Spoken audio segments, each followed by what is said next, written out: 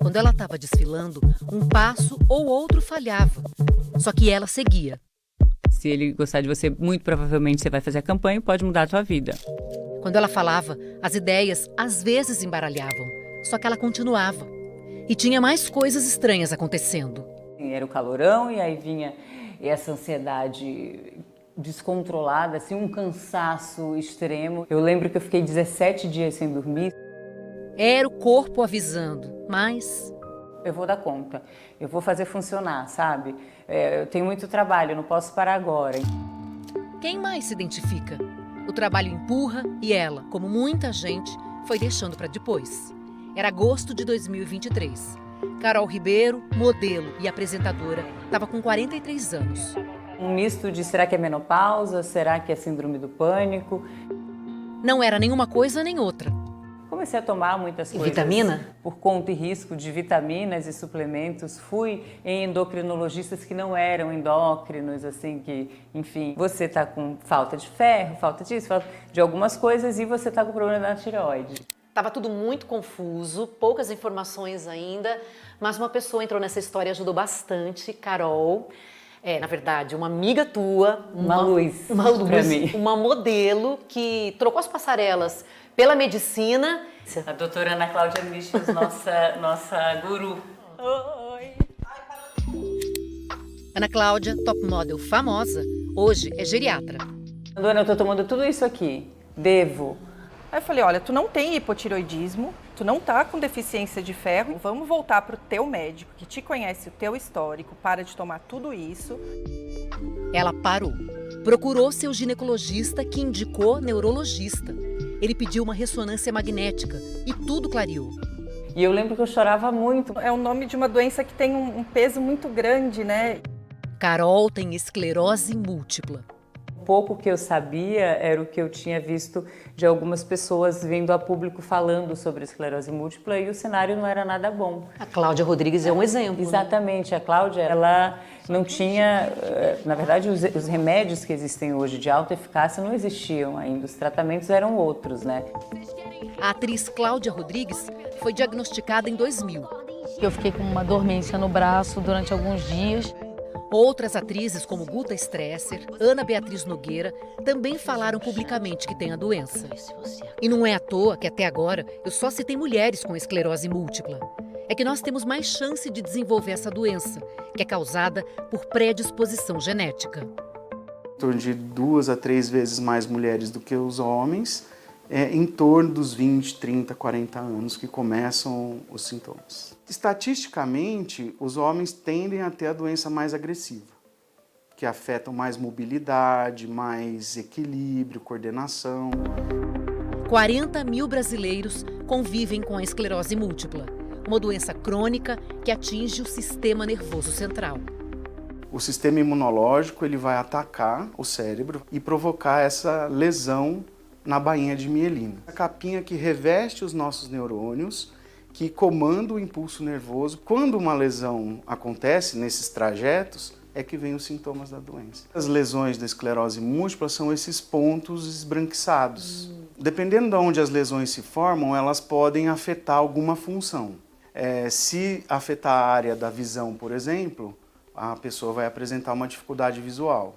Se afetar uma área que comanda a sensibilidade do corpo, vai haver uma dormência, um formigamento. São muitos sintomas variados, aí depende do paciente e da característica da doença nele. Os sintomas podem ser confundidos com outros problemas de saúde, como aconteceu com a Carol. Ou eles podem aparecer e desaparecer depois de um tempo, quando a crise passa. Não é um diagnóstico simples. Por isso, fique atento a isso.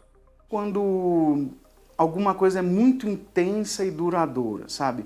Uma fadiga inexplicável, independente do grau de atividade física. Os médicos têm que estranhar um sintoma tão persistente, que não é explicado por alterações simples, corriqueiras dos exames de sangue, por exemplo.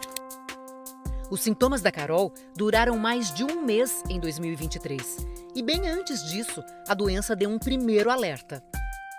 Então, em 2015, eu perdi o movimento do braço esquerdo. Era um formigamento E realmente eu ficava sacudindo a mão como se eu tivesse dormido em cima desse braço. Mas passou e ela seguiu a vida. Os remédios barram o surgimento de outras lesões no cérebro. Por isso é importante descobrir logo. São medicamentos para regular ou reduzir a função do sistema imunológico.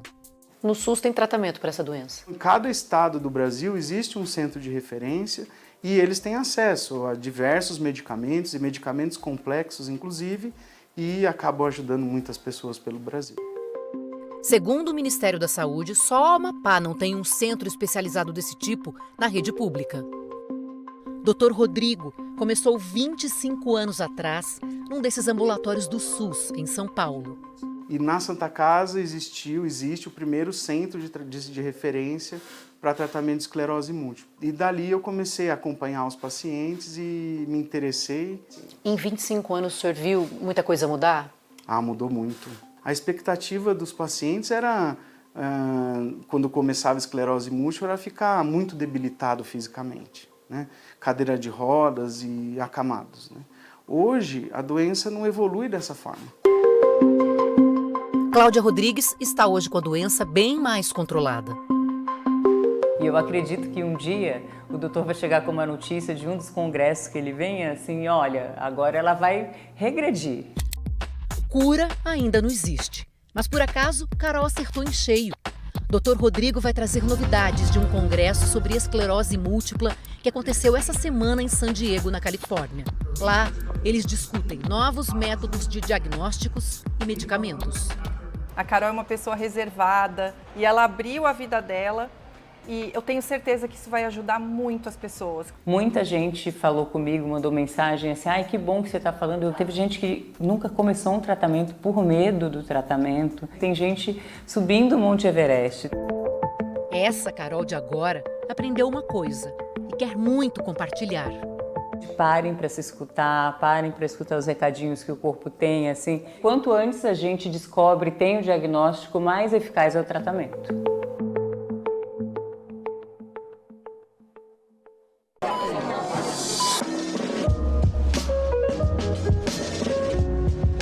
Olá, sejam muito bem-vindos ao Coluna Sem Neura, o seu podcast com informação de qualidade, numa linguagem que você consiga entender. Porque, como eu sempre falo, o sucesso do seu tratamento vem em você entendendo pelo que você está passando. E para me ajudar a conversar sobre um tema muito interessante, que são as doenças desmelinizantes, eu vou chamar um amigo, tá? Obviamente que eu não vou falar que ele é muito mais novo do que eu, que é o Bruno Castrilho, que vai me ajudar a conversar com vocês um pouquinho sobre neuroimunologia, sobre as doenças desmelinizantes, mitos, verdades sobre isso, exatamente para a gente começar a trazer informação de qualidade própria do Espírito Santo sobre esse tema. Porque, como eu venho falando aqui sempre, a gente está sendo bombardeado por falsos profetas, prometendo inverdades, e a base nossa é uma medicina baseada em evidência. Então, a informação falada aqui, ela tem que ter lastro científico. Então, para a gente começar, Bruno, seja muito bem-vindo ao nosso podcast. E antes da gente começar a conversar, eu sempre começo dando a oportunidade de você se apresentar para falar, cara, quem é o Bruno? Da onde veio o seu conhecimento? Da onde veio a sua formação?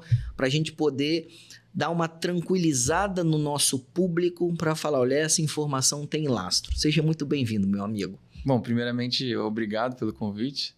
É um prazer estar aqui nesse seu podcast, poder contribuir um pouco. Bom, eu sou Bruno Castrilho, eu tenho formação pela Universidade Federal do Espírito Santo, completei minha graduação no ano de 2013, tem então 12 anos aí que eu me graduei.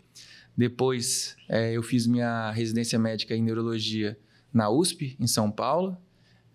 Depois fui preceptor da residência, então eu coordenei o curso junto com o Dr. Renan Pirola, um amigo meu, o curso de semiologia neurológica e neuroanatomia para os residentes do curso de residência de neurologia da USP também. E, por fim, eu fiz a minha especialização, meu fellow, né, em doenças desmelinizantes, neuroimunologia e o carro-chefe, assim, né, a principal doença, que seria a esclerose múltipla, dentre todas as doenças da neuroimunologia. Cara, dentro da área da doença neurológica, eu já tive a oportunidade de ver você atuando e conversar, e assim, o seu tema, né, ele é um tema extremamente delicado do ponto de vista tanto científico, tá, porque muitas vezes lida com o nível molecular das coisas, como do impacto que aquilo ali traz para a vida do paciente, principalmente pela faixa etária que começa a acometer, tá?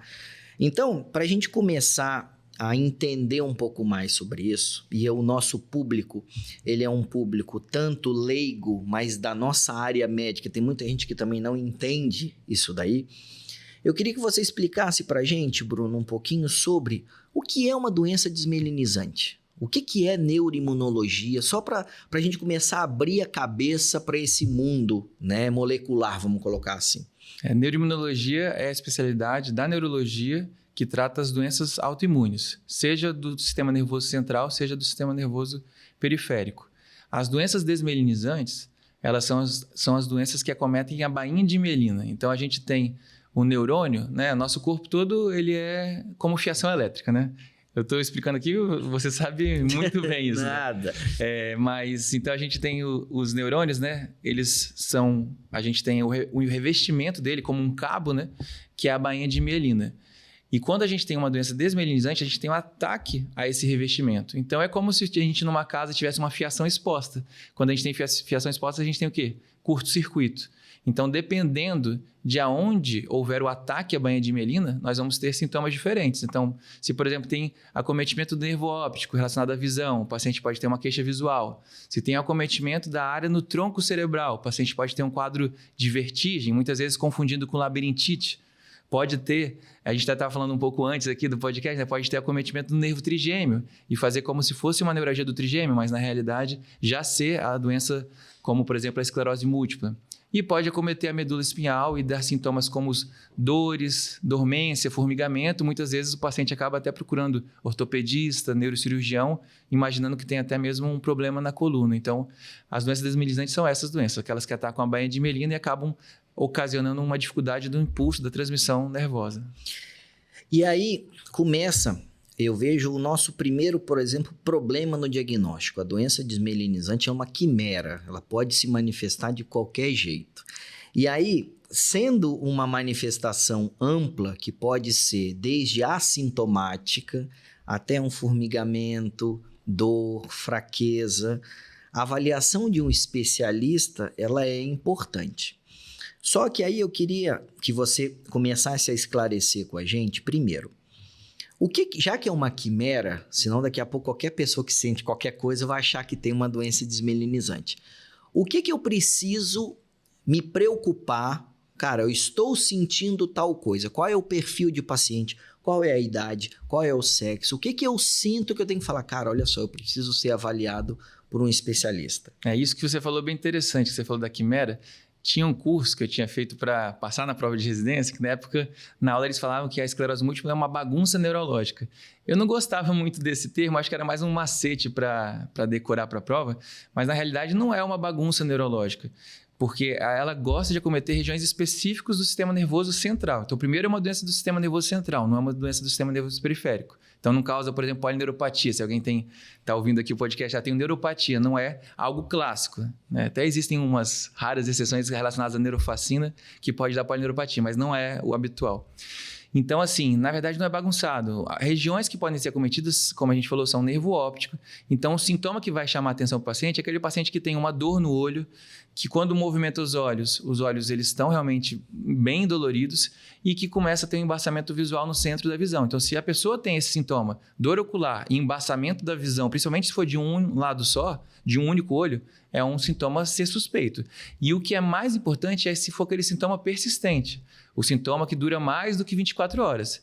Por exemplo, tive um embaçamento na visão, durou alguns poucos minutos. Muitas vezes, já vi várias vezes esse paciente chegar no pronto-socorro, né? E no pronto-socorro o que a gente mais tem paciente às vezes é avaliado por um clínico geral que não tem tanta experiência em neurologia e fala, o paciente está com ansiedade, né? E aí você vai ver uma enxaqueca com aura clássica, né? Uma aura de enxaqueca. Então, um embaçamento na visão que dura 10, 15 minutos pode ser, de repente, só uma aura de enxaqueca. Mas se o paciente tem um sintoma persistente que dura mais de 24 horas, acometendo visão, ou, por exemplo, acometendo o rosto, né? Então, metade do rosto adormecido, durando 2, 3, 4 dias. Se tem um acometimento, uma dormência, que pega, por exemplo, faz o que a gente chama de nível sensitivo, por exemplo, de um nível para baixo, tudo adormecido. Então, da cicatriz umbilical para baixo está tudo adormecida. Ou se, por exemplo, perde a força numa perna, né? Isso tudo de uma forma rápida, né? De instalação que a gente fala aguda, em poucos dias. Não é aquele sintoma geralmente muito arrastado.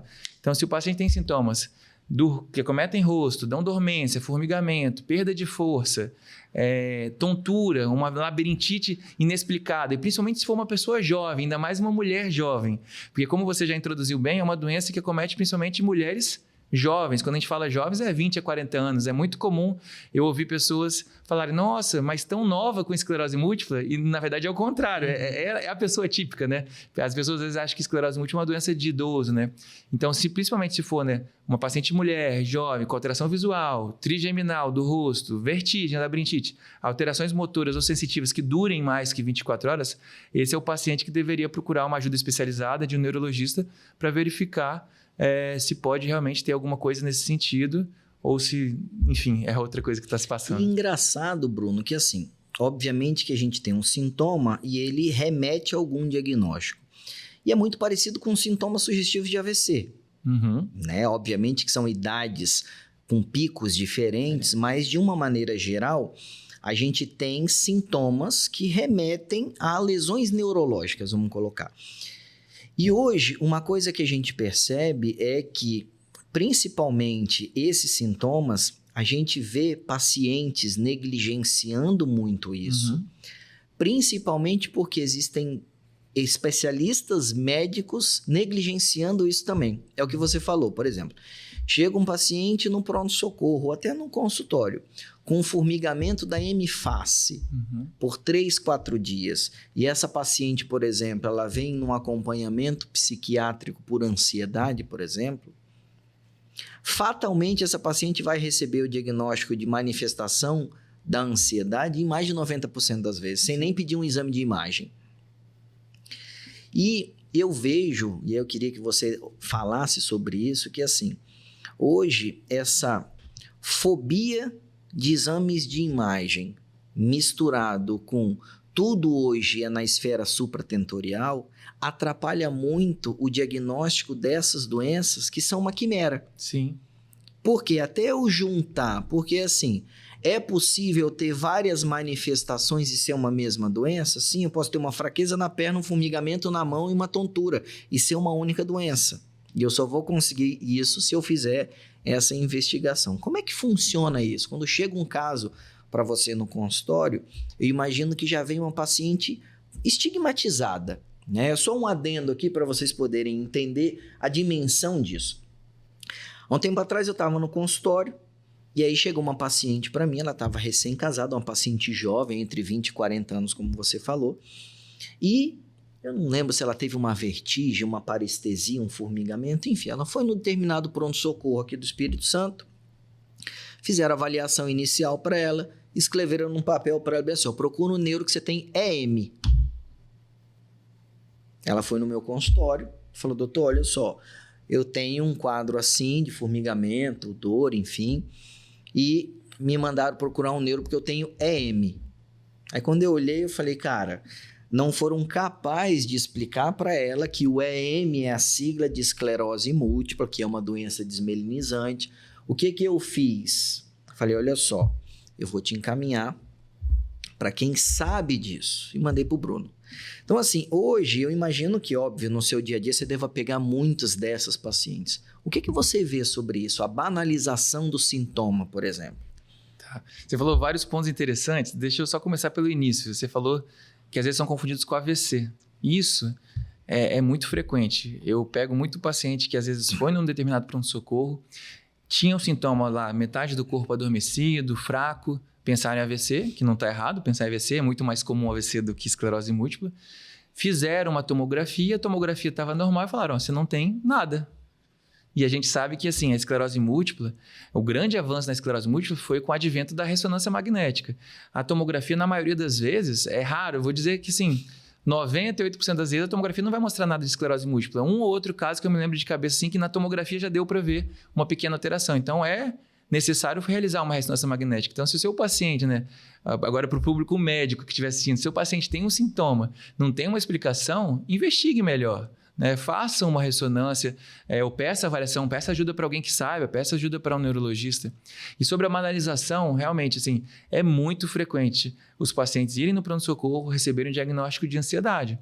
E assim, a ansiedade, ela não é de mediada, né? Ela não é metade do corpo, né? A pessoa não fica metade do corpo ansiosa. Então, se a pessoa está metade do corpo, tem alguma coisa esquisita. E também, assim, seja metade do corpo, né, no sentido, assim, longitudinal ou transversal, daqui para baixo tudo adormecido. Geralmente, o paciente tem uma crise de pânico, tem uma crise de ansiedade, ele até pode ter formigamento. Mas geralmente é na ponta dos dedos, das duas mãos, dos lábios, né? É mais da hiperventilação. Às vezes o paciente hiperventila, muda o pH sanguíneo e acaba tendo aquelas parestesias.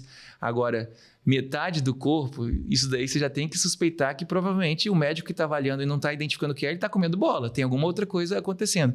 E realmente acontece essa banalização. Eles batem e isso é muito prejudicial para o paciente. Porque o paciente, às vezes, fica anos correndo de pronto-socorro em pronto-socorro, seja uma hora com uma queixa de dormência. Tô com dormência. Aí o médico examina e fala, mas você não tem nada. Faz a tomografia, não tem nada. Você não tem nada, é ansiedade. Aí, 2 anos depois, ele volta com tontura. Aí fala, não, é uma labirintite só. Você não tem mais nada. Faz uma tomografia, mais uma vez uma tomografia, tá normal. E nessa, algumas vezes, é triste, né? É duro, mas às vezes a gente pega o paciente 5, 6 anos depois, que a gente vai pegar a primeira vez a passar com o neurologista, ou já passou até às vezes, aí é mais duro ainda, já passou com o neurologista que não suspeitou, e aí quando passa com um especialista em doença desmielinizante, a gente fala, nossa, tá na cara que é uma esclerose múltipla, né? E aí a gente começa a investigação e de fato... O problema é que, assim, óbvio que você vai saber isso muito mais do que eu, mas existe essa variante da doença desmielinizante que ela dá, alivia, vai, alivia, ela dá o surto, remite, ela dá o surto, remite. Então, faz parte da doença você ter essa melhora. Sim. Entendeu? Faz parte da doença, só que, como é uma doença que ela pode também ir agindo de forma silenciosa, se eu não tiver um diagnóstico preciso, eu não venho com o tratamento. Vamos dividir, então, em alguns pedaços para a gente poder conversar.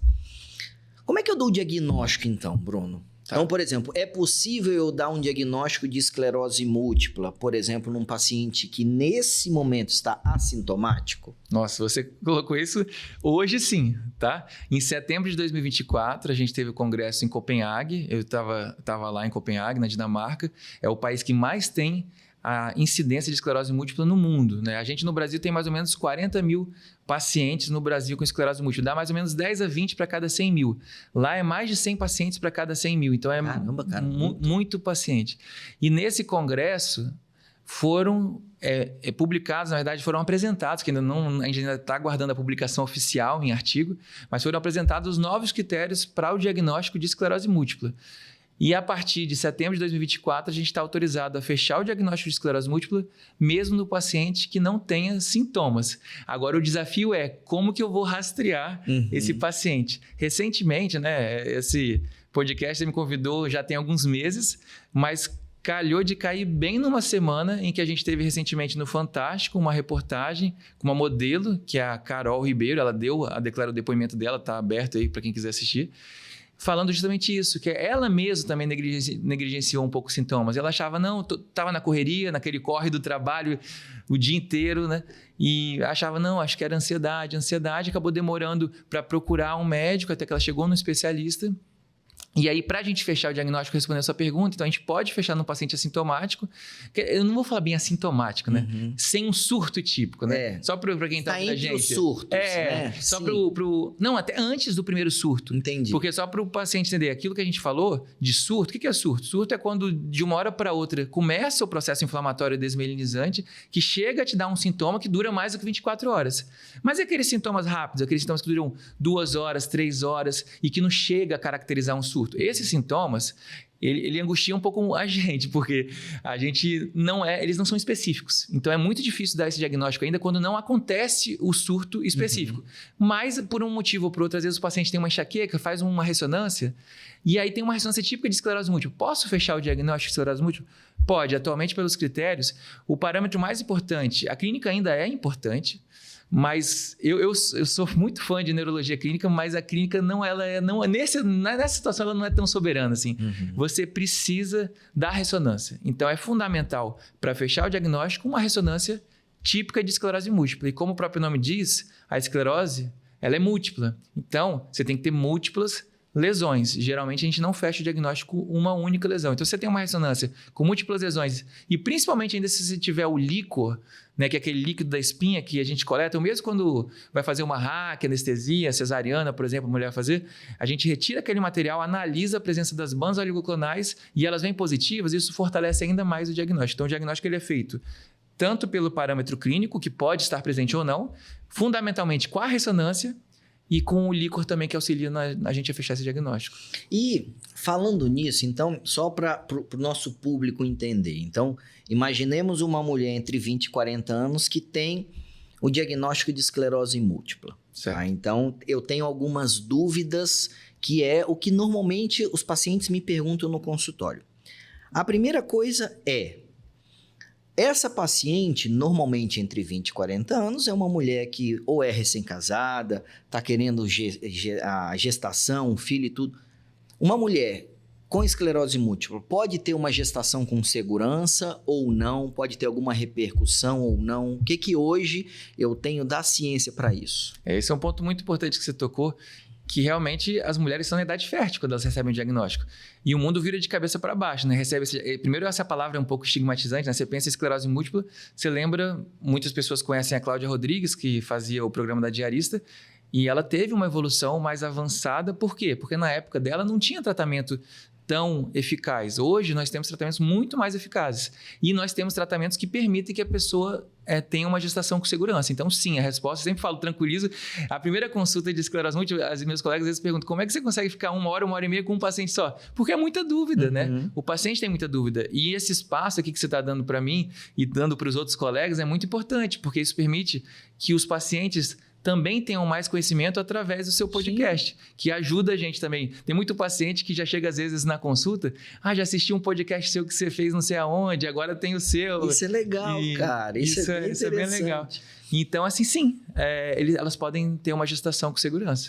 E, Bruno, você falou em tratamento. Então, assim, vamos pegar em qualidade de vida e progressão de doença, que aí fica fácil. Então, hoje, vamos pegar essa mesma mulher.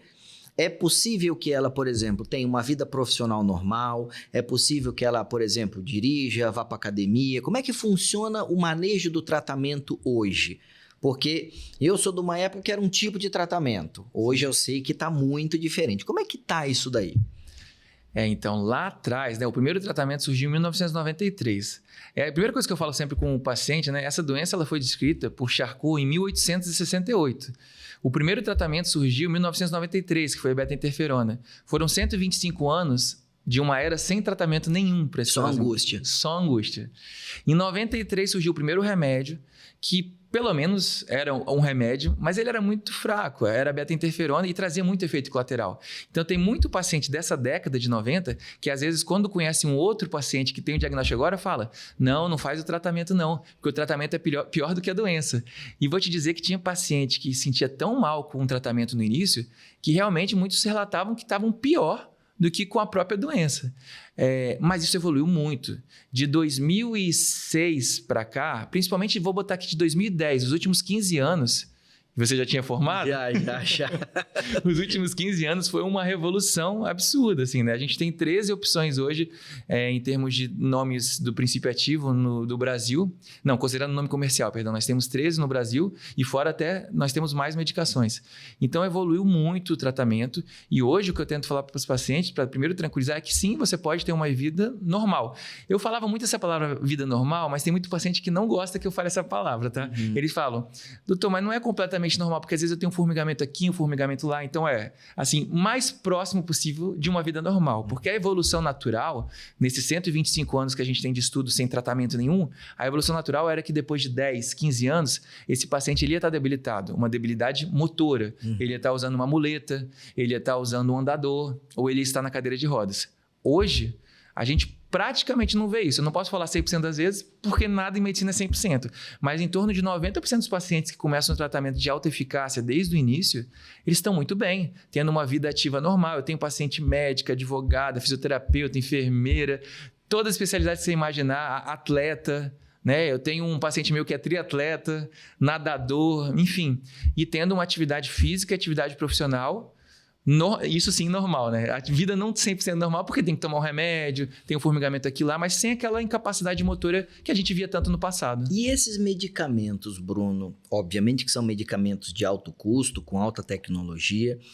Hoje, eu tenho isso, por exemplo, disponível no SUS, eu tenho isso pelos planos de saúde, eu preciso pagar. Como é que funciona isso hoje? Hoje a gente tem isso disponível tanto no SUS quanto pelos planos de saúde. Tanto o PCDT, que é o que o Ministério da Saúde regulamenta, tem medicações. Se a gente for pegar só o Ministério da Saúde, 1, 2, 3, 4, 5, 6, 7. A gente tem 7 medicações inclusas no Ministério da Saúde. E se você pegar o rol da ANS, que é o que o convênio é obrigado a cobrir, você ainda coloca mais 3 aí e tira uma, porque tem uma que só está no Ministério. Então você teria 9 medicações.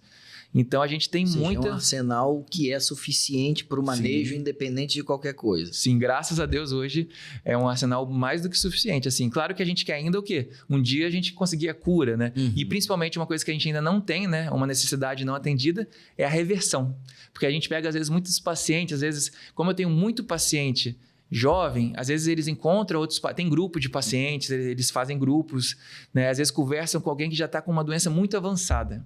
E aí fala, poxa, doutor Bruno está voltando atualizado, veio de São Paulo, vai lá nele. E aí, às vezes, é um pouco frustrante, porque quando a doença já avançou muito, a gente consegue ajudar a interromper.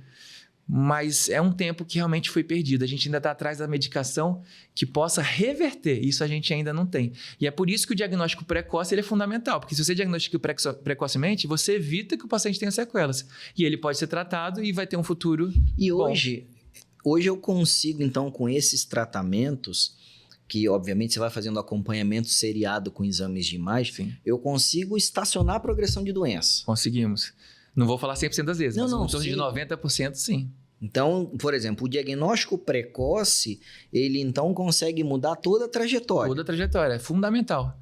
A gente tem um trabalho que é muito interessante, que ele mostra como que os pacientes ficavam na década de 90, depois 2000, 2010 e nos últimos 10, 5 anos. E aí a curva, né, que é em relação a grau de incapacidade, quanto mais alto, mais incapaz, né? E ela vai reduzindo. E o paciente hoje em dia, a incapacidade que ainda tem é muito dos pacientes que começaram com tratamento às vezes de baixa eficácia ou que não tiveram nem tratamento e tiveram uma demora no diagnóstico. Assim, Bruno, obviamente que assim, quando a gente aprendeu medicina, neurologia, a gente vê que assim, o exame neurológico é importante, né? O tocar o paciente é importante.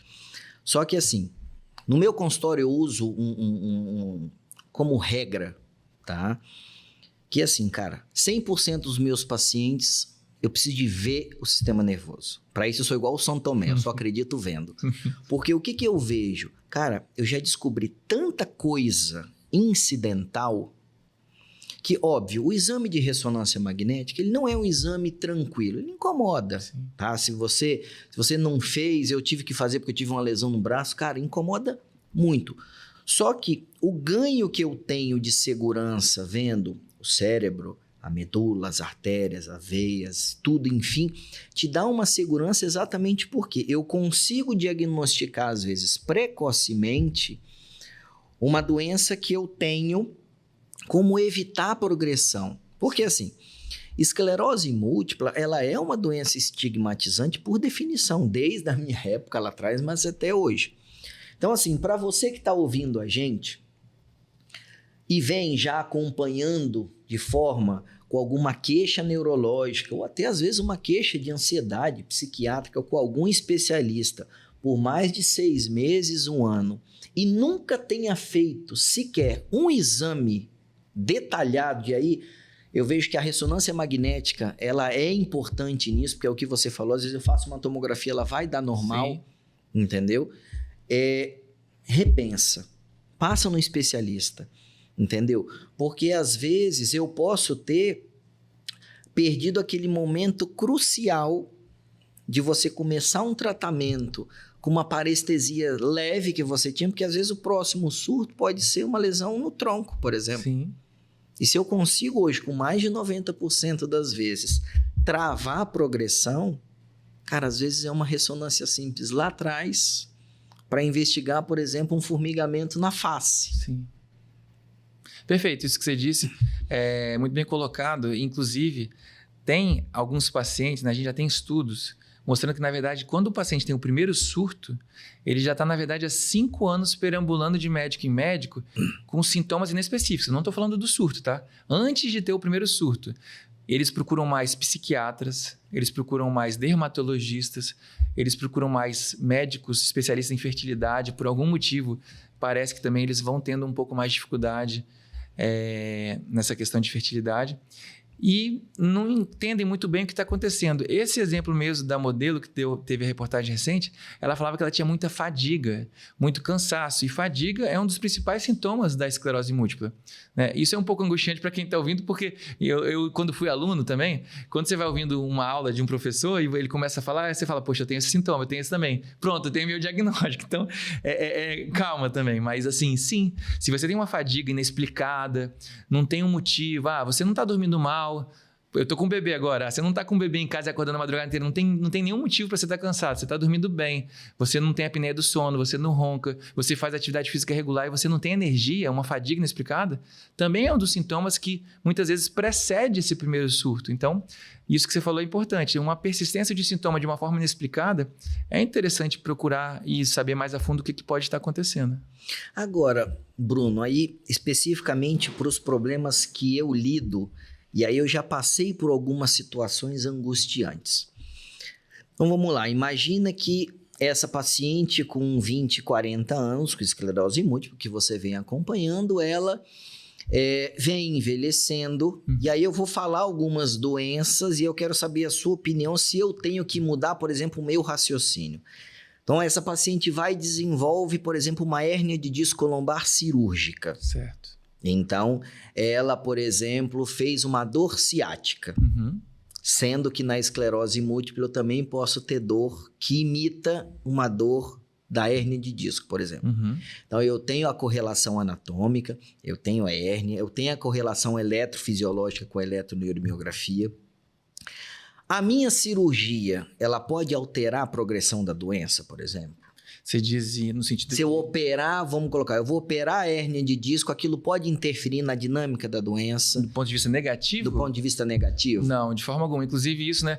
Os pacientes sempre falam, doutor, a gente vai num médico X, Y, Z, quando a gente fala que a gente tem esclerose múltipla, parece que eu sou de outro planeta. Não, aí você tem que ver com o seu médico neurologista. Então, coisa mais simples até do que você está falando. Às vezes, o paciente vai num pronto-socorro com resfriado. Ou uma sinusite bacteriana. Não, eu não sei qual antibiótico você pode tomar, procura seu médico. Então, o paciente ele tem, às vezes, dificuldade de tratar o simples. E o paciente com esclerose múltipla é uma pessoa normal. Então, se ele tem uma hérnia de disco cirúrgica, ela é para operar. Então, o paciente vai ser tratado como qualquer outro paciente, sem doença nenhuma.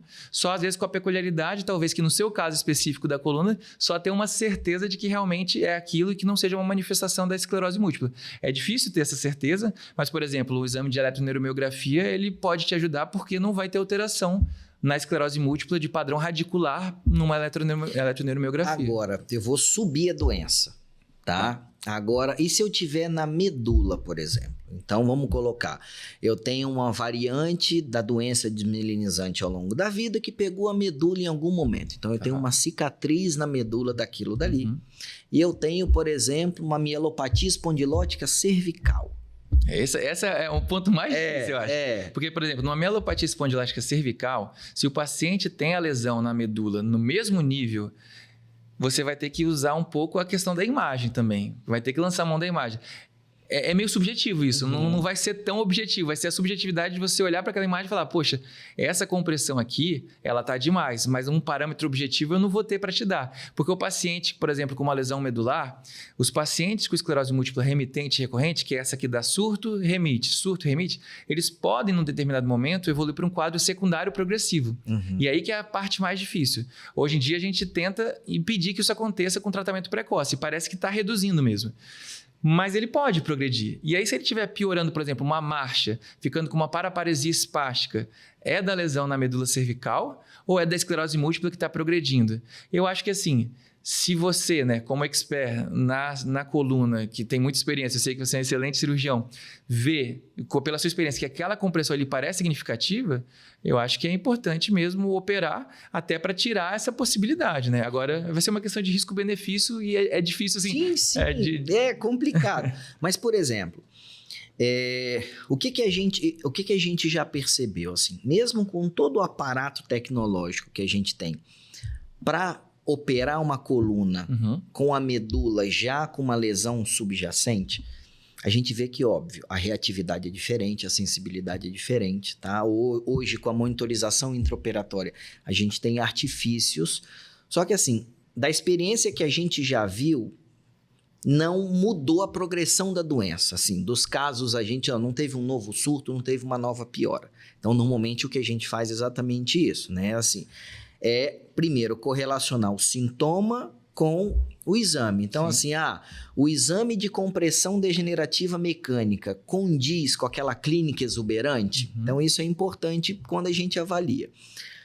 Mas, o que acontece? Por exemplo, você tem essas progressões. Então, a gente está falando de fraqueza, de espasticidade, e aí a gente observa que quando a gente chega numa fase mais avançada dessa, a gente já tem uma repercussão maior do desgaste da coluna em si, um desgaste articular e a degeneração desses segmentos.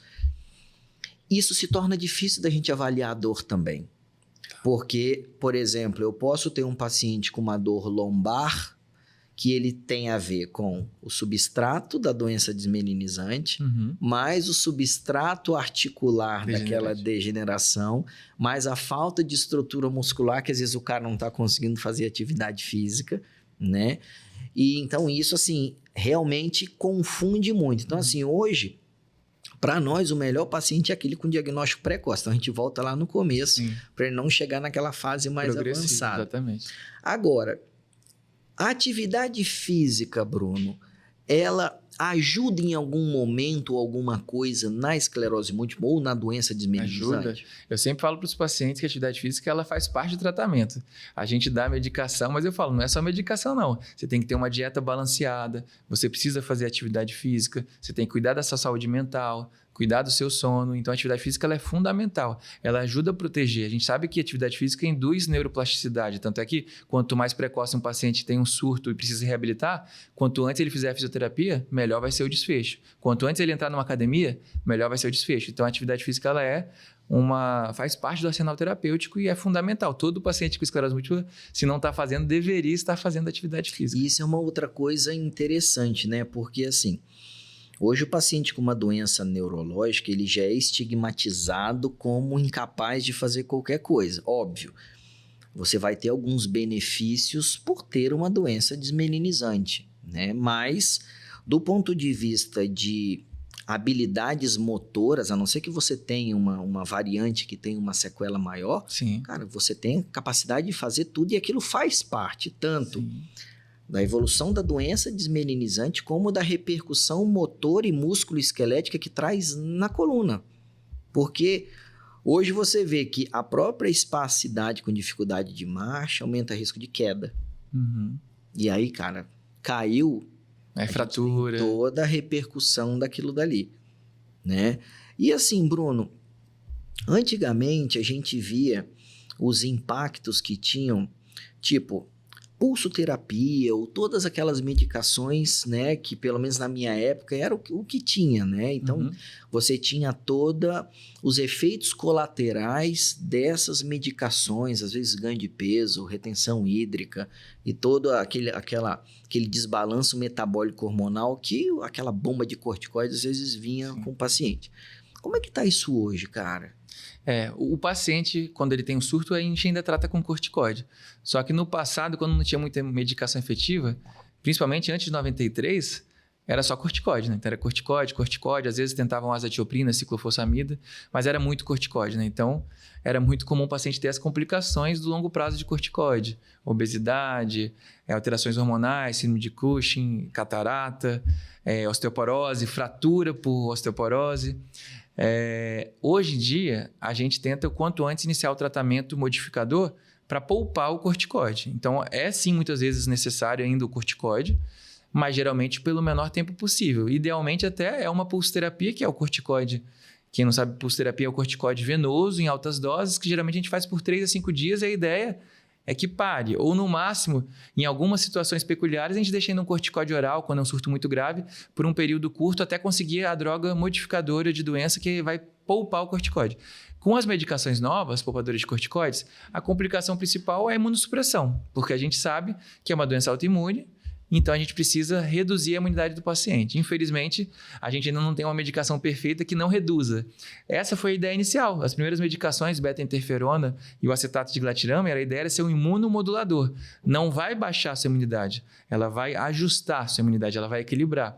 Mas nessa de equilibrar, elas não eram efetivas. Então, hoje, as principais medicações, elas têm uma ação realmente imunossupressora. Então, o paciente costuma ficar com a imunidade persistentemente reduzida, mas não costuma ter infecções de repetições graves, né? A não ser que seja um paciente mais debilitado. Por isso que até um paciente que já está muito avançado, por exemplo, um paciente que chega em cadeira de rodas, ele já é mais frágil. Uhum. Então, esse cenário, às vezes, é até difícil você entrar com uma medicação mais eficaz, porque ele já é mais frágil.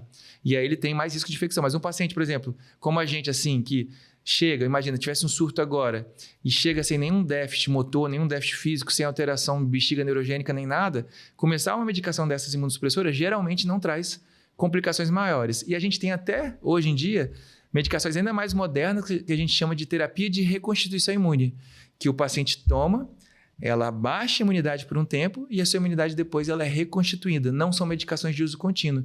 Então, até tem essas opções. A escolha de medicação vai depender muito da avaliação clínica do paciente e da ressonância, da quantidade de lesões, das regiões, das topografias das lesões.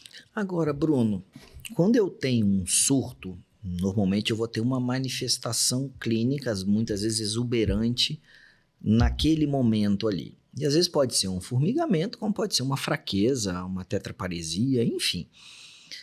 Quando eu instituo o tratamento, qual é a taxa de... se existe a possibilidade de eu considerar, por exemplo, uma taxa de retorno de funcionalidade para aquilo dali. Uhum. Então, eu estou com um formigamento no rosto, por exemplo. Uhum. O que eu devo esperar? A chance é de melhorar muito, é de melhorar com tratamento, pouco, né? Com tratamento. Se eu demorar mais para começar, por exemplo, você falou, às vezes eu tô com 3, 4, 5 dias com formigamento. Suponhamos que eu pudesse comparar o Daniel com 3 dias de tratamento e o Daniel com 2 semanas correndo de hospital em hospital para aquilo. Muda a recuperação quando eu instituo o tratamento mais precoce? Muda. Eu sempre faço a comparação com o paciente com uma floresta pegando fogo. A floresta está pegando fogo. Se você jogar água agora, aí apagar o fogo é melhor. Se você jogar água daqui a 3, 4 dias, mais árvores vão ter sido destruídas. É a mesma coisa para o neurônio. Quanto mais você demorar, pior é o prognóstico. Mas, de uma forma geral, a esclerose múltipla tem um bom prognóstico de recuperação dos surtos iniciais. Tanto é que a preocupação maior é como o paciente vai estar daqui a 10, 15 anos. Mas dos primeiros surtos, de uma forma geral, os pacientes têm uma boa recuperação. 60%, 80% dos pacientes vão ter uma recuperação muito importante, assim, considerável. Quando você pergunta assim, quantos por cento você acha que você melhorou? Tem pacientes que falam 90%, 95%, 100%. Então, eles melhoram realmente muito. Assim. Diferentemente, por exemplo, de outra doença desmielinizante, que é a neuromielite óptica, que é uma doença que muitas vezes era confundida com a esclerose múltipla, no qual, por exemplo, uma neurite óptica, uma mielite, inflamação da medula na neuromielite óptica, o prognóstico é bem pior. Geralmente, 60%, 80% dos pacientes não vão ter uma recuperação tão exuberante, enquanto na esclerose múltipla, 60% a 80% eles vão ter uma recuperação bem exuberante, bem importante. E deixa eu te perguntar, Bruno, isso foi até uma dúvida de uma paciente minha, né, nesse momento, porque ela recebeu o diagnóstico e engravidou no contexto do diagnóstico. Certo. Aí ela falou comigo bem assim, doutor, será que tem chance de eu passar essa doença para o meu filho? Existe esse risco? Não tem esse risco? O que é O que eu devo esperar e passar sobre isso daí? Essa é mais uma pergunta aí, top 10 aí da consulta. Sempre perguntam isso. A doença, primeiro, ela não é hereditária. Então, quando eu falo que ela não é hereditária, o que eu estou querendo dizer? Não é aquela doença que você tem um alto risco de passar para o seu filho. Como, por exemplo, nas autossômicas dominantes, que você tem 50% de chance de passar. Ela não é esse tipo de doença. Nem mesmo a recessiva, que tem, vai lá, 25% se for os dois pais com um gene recessivo. Ela é uma doença, só para fins de comparação, a gente tem mais ou menos 20 pacientes para cada 100 mil no Brasil com esclerose múltipla. Então, se você tem 100 mil pessoas aleatórias, 20 vão ter esclerose múltipla. Se você for pegar assim, imagine que numa suposição, você tivesse 100 mil pacientes, que a gente não tem, mas 100 mil pacientes com esclerose múltipla, quantos teriam, qual seria a taxa estimada de pacientes com esclerose múltipla? Seria em torno de 20 vezes mais, porque ela não é hereditária, mas ela tem um componente genético. Então, de 100 mil, 400 teriam. Se você pensar 100 mil, 400 teriam, isso acho que dá 0,4%, mais ou menos.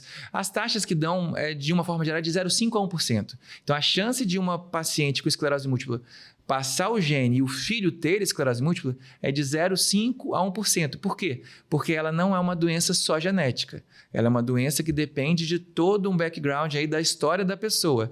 Tanto do ponto de vista de saúde emocional, saúde mental, estresse aumenta risco, sedentarismo, obesidade, tabagismo, baixa exposição à luz solar, exposições a vários micro-organismos da vida. Então, Epstein-Barr é um vírus, tem um estudo muito bonito, publicado acho que uns 4 anos atrás, ou 5 até, que mostrava que a maior parte dos pacientes com esclerose múltipla, virtualmente quase todos, tiveram contato com Epstein-Barr. Então, é um conjunto de fatores que vai levar o paciente a ter esclerose múltipla. Não existe um fator único. Você fala, a causa é XYZ, não existe uma causa. É um conjunto de fatores. O genético é só um desses itens e, na maioria das vezes, é um azar daquele indivíduo. Não é aquela doença familiar que você vê um ou outro tendo. Eu lembro de cabeça poucos assim, pacientes. Eu tenho uma paciente que tem ela e tem a mãe. Eu tenho uma outra que tem ela e a irmã. Mas, de uma forma geral, vou te dizer aí, 99% dos meus pacientes não tem ninguém mais com esclerose múltipla na família. E eu falo, pode engravidar porque o risco de ter é muito baixo, assim, é muito pequeno. E, Bruno, uma coisa que já aconteceu isso uma vez comigo no consultório, e eu até te perguntei isso, e eu vejo que as redes sociais, elas aceitam qualquer coisa. E aí, quando você pega uma doença dessa que envolve pessoas na idade fértil que estão no mercado de trabalho, as pessoas se apegam a qualquer um que vende um milagre, mesmo falso, tá? E a gente vê que tem a medicina baseada em evidência, tratamentos sedimentados, obviamente que você vai alinhar a expectativa com o paciente sobre isso. E, cara, a gente está sendo bombardeado por um monte de falsos protocolos miraculosos.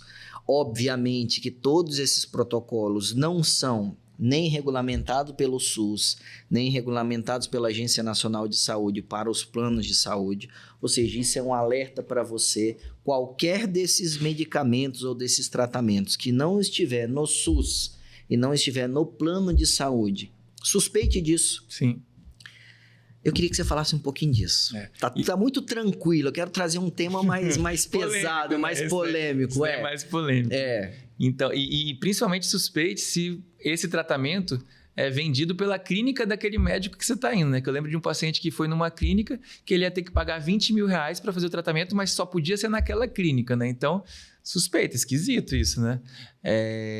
Então, assim, tem alguns protocolos, né? A gente vê por aí ozônio, vitamina D, que é o mais famoso. Tem algumas dietas também, dieta anti-inflamatória, cortar completamente, por exemplo, glúten, lactose.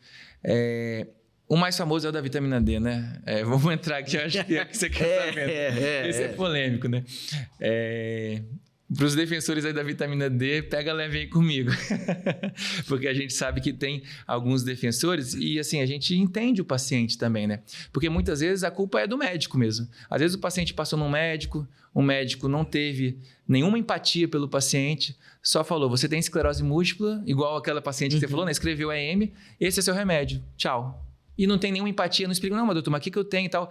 E muitas vezes, essas pessoas que ganham, né, aparecem nas mídias e que ganham mesmo os pacientes, eles ganham muitos seguidores, tem médicos com seguidores nas redes sociais, com muitos seguidores. Como é que pode aquela pessoa ter tanto seguidor? Geralmente elas são pessoas bem empáticas, elas olham no olho do paciente, elas tratam o paciente bem, os pacientes gostam delas de uma forma geral. O problema é que elas estão trazendo um tratamento que não tem comprovação, né? E essa que é a maior dificuldade. E por que, né, que eles fazem isso? Eu não vou entrar no mérito, porque eu não sei por que um médico faria isso, né? Não vou nem entrar nesse assunto. Mas, assim, por qualquer motivo que seja, eles promulgam esses tratamentos e o paciente, muitas vezes, ele é realmente ludibriado por essa atenção que ele recebe. E, às vezes, o que acontece? O que eu vejo muito, o paciente entra com esse médico fala...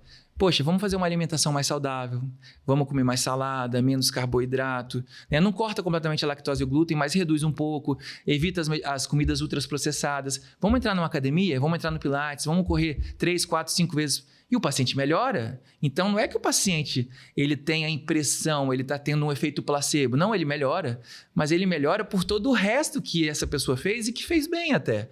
Que foi orientar as medidas não farmacológicas. Agora, do ponto de vista farmacológico, a pessoa está tomando água, assim, né? E é bom, água é bom, né? Se hidratar, mas veja não bem. Com 20 mil reais. Não com 20 mil reais, né? Então, aquele tratamento, infelizmente, esses tratamentos todos, se funcionasse, a gente estaria prescrevendo, né? A gente que estuda sério, que está sempre lendo artigos, tentando publicar novas coisas, indo em congressos, sempre se atualizando, não teria motivo nenhum para a gente não prescrever uma vitamina D, por exemplo.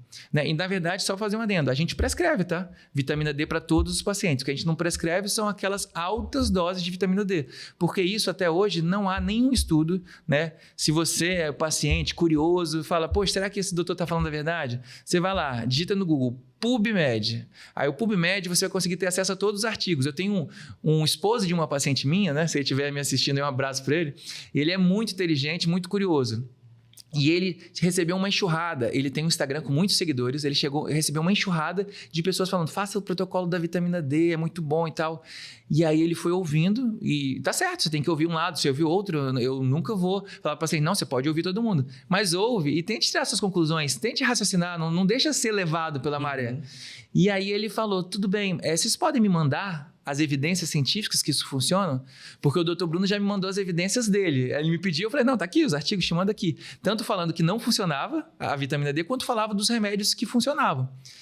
E se você jogar no PubMed, né, high doses, vitamina D, e procurar múltipla esclerose, você não vai achar nenhuma evidência que mostre que tratar com altas doses vai te prevenir de ter novos surtos. A única coisa que você vai achar mais ou menos uns 8 ensaios clínicos que foram todos negativos e um único ensaio clínico que mostrou que a vitamina D ela é um adjuvante. Então, ela ajuda um pouco. E quando você tem esses trabalhos com altas doses, não são essas altas doses que os pacientes estão vendo por aí, não, aqui no Brasil, que eu não sei se você deve ter pego vários pacientes, né? Mas se você já perguntou para eles quanto que eles estão tomando de vitamina D, você tem ideia quanto que... Não. Esses pacientes que fazem altas doses de vitamina D, eles fazem 100 mil unidades, 80 mil por dia. Que isso, cara? Por dia.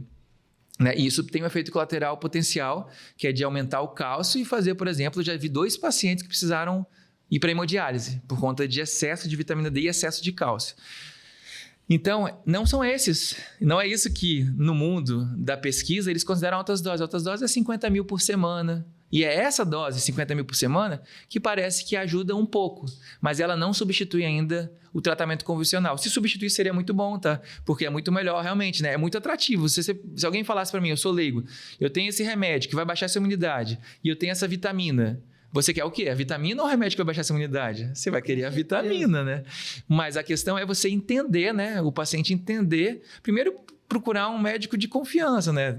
Estuda sobre aquele médico. Segundo, se você foi e ele propôs, dá uma lida, né? Dá uma lida para ver o que pode ter, né? Se você realmente... Mas enfim, não funciona. Infelizmente não funciona. Mas sabe o que eu vejo, Bruno? E assim, eu trago isso até para uma meia-culpa pra gente, tá? É que assim... O paciente, ele está carente de atenção. E hoje, a gente está perdendo isso daqui. O conversar. Sim. Não é nem o encostar no paciente, o conversar, o ouvir a queixa. E aí, quando você pega aquela pessoa que tem o dom da persuasão, às vezes ele vai usar aquilo pro mal. Sim. Ele até mistura algumas coisas boas, mas o propósito a gente sabe para que é. Então, assim, o motivo pelo qual a gente tem esse espaço é exatamente porque não adianta eu jogar pedra no cara que faz isso na rede se eu não coloco na rede informação de qualidade para poder mostrar, olha, é uma doença que não tem cura, pelo menos no presente momento. Sim. Ela é uma doença que, por definição, ela é degenerativa, mas eu consigo estacionar. Então, o diagnóstico precoce é fundamental, né? Então, assim, se hoje, nessa conversa, a gente conseguir ter o diagnóstico precoce de uma pessoa, já valeu a nossa conversa. Porque o que acontece? É estigmatizante. E aí você chega, por exemplo, numa fase mais avançada e é muito complicado para o paciente que vai confiar na figura do médico. O paciente chega para um médico especialista depois e fala bem assim, putz, se eu tivesse feito isso lá atrás, com a tecnologia que a gente já tem hoje, cara, você não estaria assim. Você não estaria com essa, por exemplo, espacidade que você está, com essa limitação, com essa deficiência. É muito triste quando a gente pega um paciente como esse, né? A gente se sente assim, até incapaz assim, de fazer nada, porque quando está numa fase avançada, foi o que eu falei anteriormente.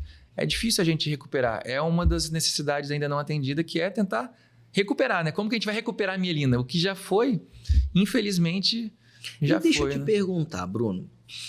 Vamos pegar, então, especificamente alguns pontos. Vamos colocar assim, eu tenho um paciente, por exemplo, com uma neuralgia do trigêmeo, uma dor refratária relacionada à doença desmelinizante. A gente sabe hoje que a neuralgia do trigêmeo existe tratamento medicamentoso, existem alguns tratamentos da neurocirurgia funcional para o alívio daquilo dali. Como é que é a resposta disso no paciente com dor da doença desmelinizante? Então, a dor do trigêmeo relacionada à esclerose múltipla. Primeiro que pode ser a abertura do quadro. Então, às vezes o paciente pode ter como primeiro sintoma uma neuralgia do trigêmeo. Então, é importante a gente ter alerta, ficar alerta. Se o paciente chega no pronto-socorro, uma mulher jovem com uma neuralgia do trigêmeo, você tem que lembrar, é obrigatório lembrar que pode ser uma esclerose múltipla, porque é uma manifestação típica, não é uma manifestação rara, né? Então, numa fase inicial, às vezes só de fazer o tratamento inicial com um corticóide, a pulsoterapia, e tirar aquela inflamação, o paciente pode resolver. Então, entre aspas, curado da neuralgia do trigêmeo. Em alguns casos, e eu já vi alguns casos assim, principalmente aqueles que, mais uma vez, não tiveram diagnóstico precoce, não receberam corticóide, não melhoraram. Anos depois, a gente vê o paciente e já é uma cicatriz, né? Não é mais algo que dê para desinflamar. Já ficou aquela sequela, aquele nervo já ficou sem bainha de mielina. Nessa situação, a gente tenta o tratamento mais usual, que é com carbamazepina. Vamos tentando chegar até uns 800 miligramas por dia. Usualmente, 800 seria uma dose ok. Às vezes, a gente faz até mais doses, aí vai tentando outras medicações pregabalina e ocasionalmente acontece de não funcionar. A gente encaminha para vocês nos auxiliarem. E aí, realmente, nessas situações, a gente poderia lançar mão dos procedimentos de neurocirurgia funcional.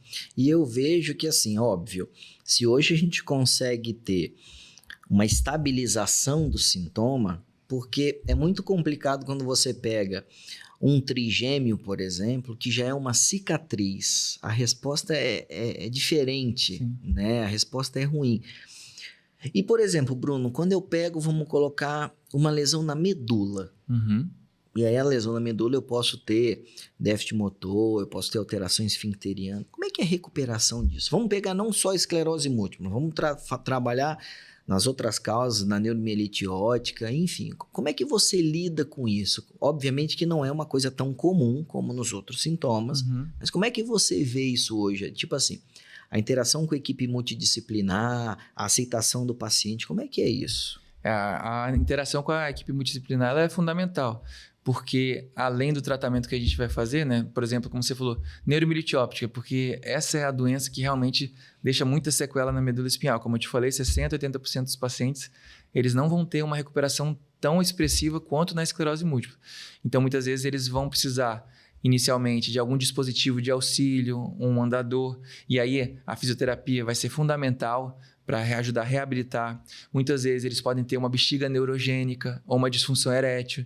Então a gente precisa do auxílio, por exemplo, de um urologista que vai auxiliar no manejo clínico dessa bexiga neurogênica. O paciente ele pode ter alterações de sensibilidade ou alterações manuais que a gente pode precisar do terapeuta ocupacional. Dificilmente chega a acometer de forma mais grave e até ter uma disfagia, mas em algumas situações também eles podem ter disfagia e precisar do auxílio do fonoterapeuta, do fonoaudiólogo. E às vezes a gente pode precisar também da neurocirurgia quando é, por exemplo, uma espasticidade refratária, às vezes com procedimento cirúrgico ou com botox, por exemplo, que aí poderia ser o próprio neurologista ou fisiatra, enfim, diversas especialidades. Mas a abordagem multidisciplinar ela é fundamental para a recuperação do paciente.